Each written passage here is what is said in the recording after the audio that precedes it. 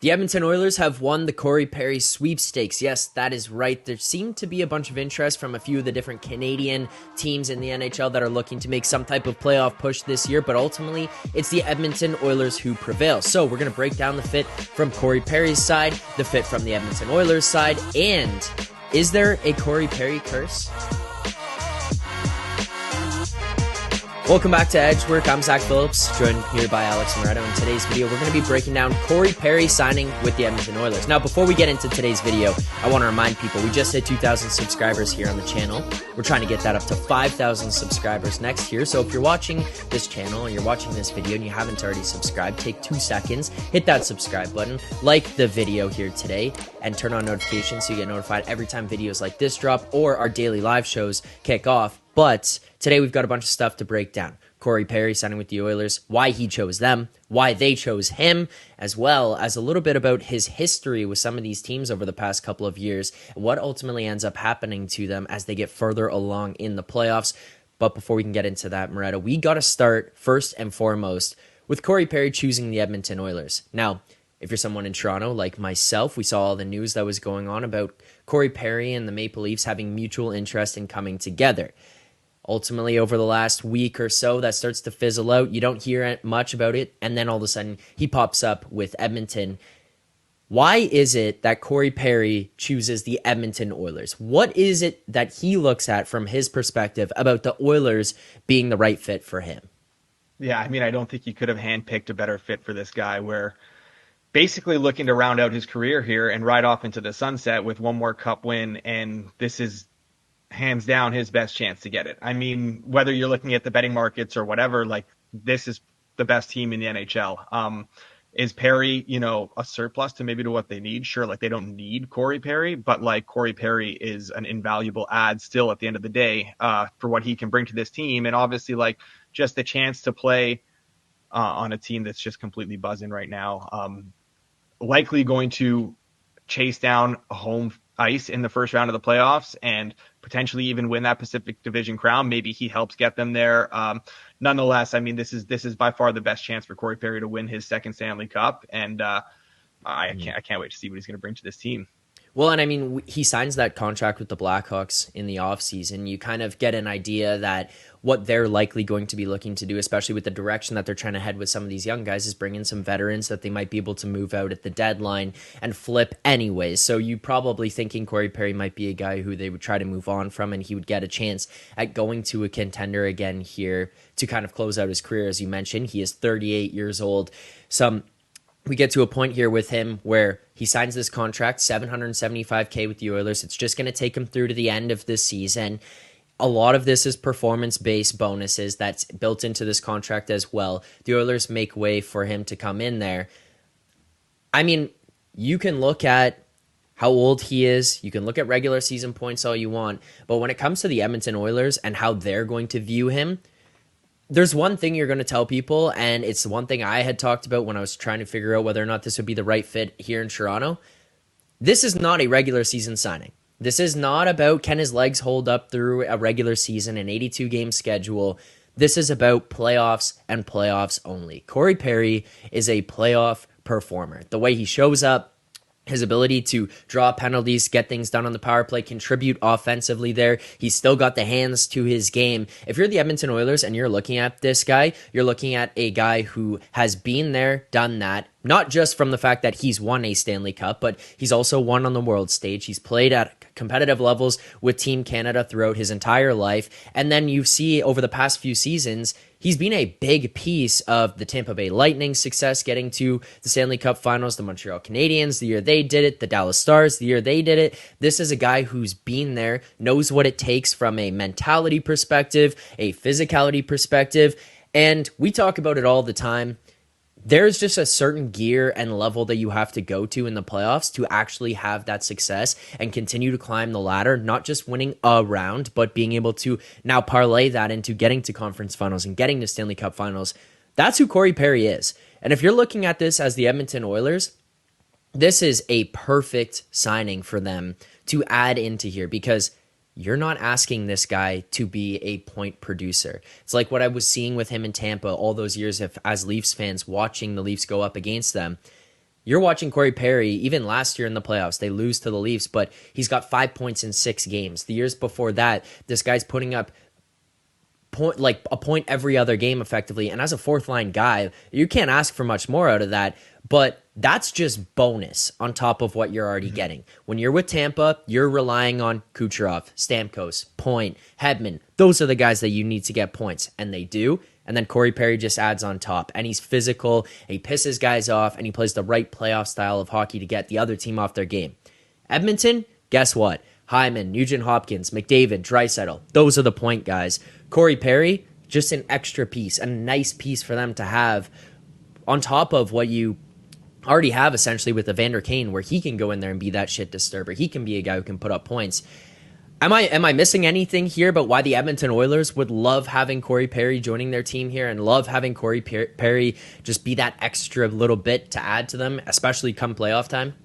No, I mean, look, it's a long list, and you touched on basically all of it. But like, realistically, yeah, you don't need him to produce points, but like that is something he still has. I mean, we saw that pretty clearly, even just not even looking as far back as like the last few years when he was making those deep runs with Tampa, Montreal, and stuff. Like, even just looking at his time in Chicago this year, he was putting up over half a point per game.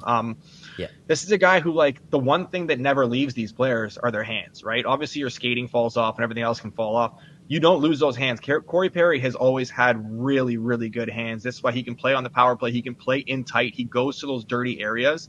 So he brings that for sure. Obviously, the off-ice stuff and the intangibles are massive here, I think.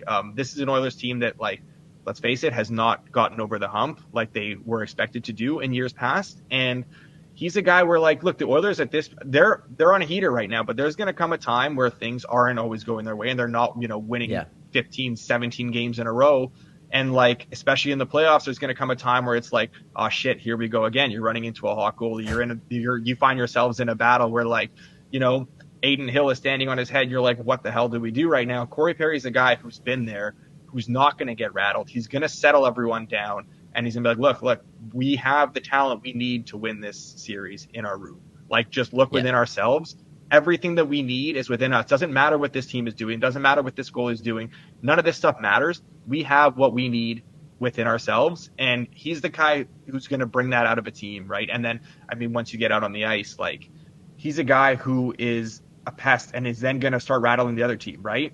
So he's tough to play against. Obviously, we know all of that. And then you also factor in the stuff where, like, what he's going to do for a guy like maybe Dylan Holloway. The way I see kind of Perry slotting in here in this bottom six is maybe you move like Derek Ryan to center the fourth line. Fourth line, third line could be interchangeable, but maybe you centering a line with like Janmark and Sam Gagner. And then you have Perry playing with guys like McLeod and Holloway, some younger guys. Holloway, especially a guy they want to play with a bit of an edge, a guy who can be a bit of a pest in this league, a guy who has the size and the scoring. He's come along a little bit. He's had a nice year in Bakersfield. He's been injured a bit. Now he's kind of going to be back up with the team. I mean, you can't handpick a better guy to put alongside Dylan Holloway than Corey Perry. I mean, he's going to teach him how to be a professional in this league, how to play and kind of toe that line because, I mean, people have issues with Corey Perry and you can understand it and stuff, but like this is a guy who knows exactly how to tread that line, right? He doesn't always cross it. When he does it in a way that's not going to kill his team. He does it in a timely manner where like it's not like some tie game where it's like it's a blowout. It's a 7-3 game. Maybe he's going to do something stupid. That's fine. It doesn't really matter. He knows when to pick his spots. He knows who to pick his battles with. I mean, just it's a long list of what he brings to this team, and I think the fit is just perfect. I'm really happy for Edmonton that they were able to land him. I think this is a guy who isn't necessarily going to light it up on the stat sheet, but like everything he brings, he's very big here in maybe helping them get over the hump and finally like realize their cup aspirations. This guy's the perfect encapsulation of the guy you hate to play against and love to have on your team. Like you go up against him here in Toronto, talk about the idea of Corey Perry. Everyone talks about this guy's the biggest scumbag. You hate him. He's dirty, blah, blah, blah. And then he becomes available via free agency, whether it was back in the summer or here again recently. And you talk to anybody from Toronto who's gone against this guy when he was with Montreal, then both years, or I guess a couple of years that he's with Tampa there, you're looking at it and going, well, if we can add that guy, like we need to add that guy. So he's a guy you'd love to have on your team. Now, the final piece to this is you talked about Edmonton not being able to get over the hump. we look at history here with Corey Perry, not saying history has to repeat itself. He does have a Stanley Cup, but over the past little while, finals loss with Montreal, finals loss with Dallas, finals loss with Tampa. Is there like a little bit of a curse here attached to Corey Perry? Yes. The Corey Perry losing in the finals curse. I don't buy into that at all. Like the fact that he's getting there every year is a testament to, not just him, but obviously like the teams he's on too. But I mean, he was a big part of every single one of those teams. Speaking as a Habs fan, I know what he brought to Montreal in that cup run was massive. When they were down 3-1 against the Leafs, it was him who stepped up. He scored that huge goal in Game 6, scored the game winner in Game 7 on the power play. That was like, I mean, his role on that team was just massive. But then you look at they lost all 3 cup finals. Is this guy not a winner? No, he's a winner. I mean, they lost in those cup finals because he was on the worst team in all 3 of those cup finals. The Tampa-Colorado one was like near the end of Tampa's dynasty. They had played so much hockey. They had battled through so many injuries in those playoffs alone. That was the one where it was maybe the closest, but they just ran into a buzzsaw in the Avalanche. The Habs were never supposed to be there the year before. They were in way over their heads against Tampa. That was very understandable. And then the same thing in the bubble year with Dallas. Dallas did really well to reach the final. Don't think anyone really expected them to make it that far. This is not some Corey Perry curse. This is a good guy helping, decent teams get over the hump. What he can do on a great team in Edmonton, I think, is not just get them to that cup final, but help them bring the Stanley Cup back to Canada.